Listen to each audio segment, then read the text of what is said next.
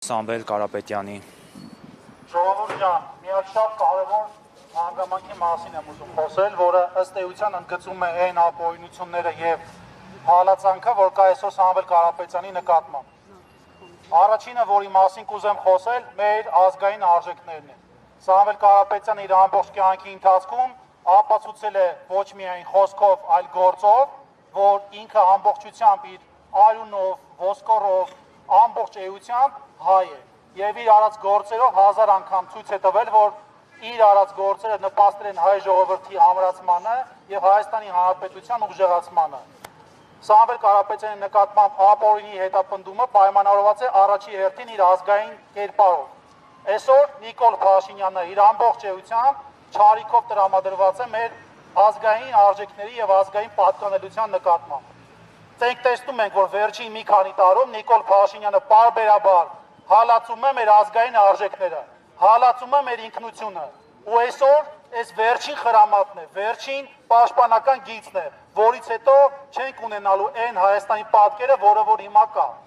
Մեր այսօրվա պայքարը նախ առաջինը պայմանավորված է Սամվել Կարապետյանին անապահ ազատ արձակելուն։ Սամվել Կարապետյանը իր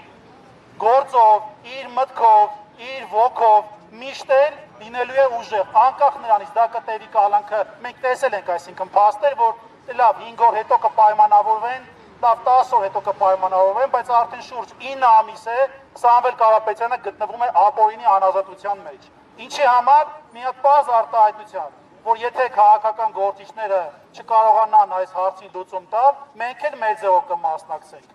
Այսօրվա իրականությունը խոսում է նրա մասին, որ Նիկոլ Փաշինյանը ոչ միայն կտրվել է իրականությունից, այլ առհասարակ հայի կերպարանքից։